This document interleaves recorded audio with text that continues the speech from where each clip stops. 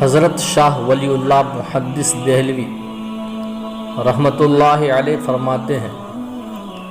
مکہ معظمہ میں میلاد شریف کے دن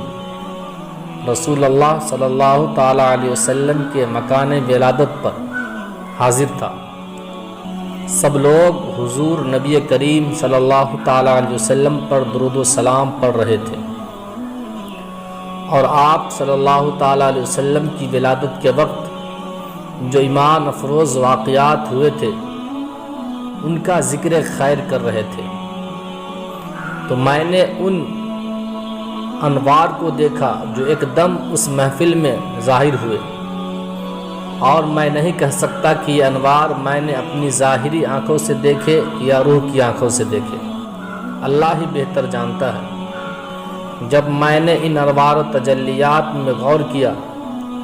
تو پتہ چلا کہ یہ انوار ان فرشتوں کی طرف سے ظاہر ہو رہے ہیں جو اس طرح کی نورانی اور بابرکات محفل میں شریک ہوتے ہیں، اور میں نے یہ بھی دیکھا کہ ان فرشتوں سے ظاہر ہونے والے انوار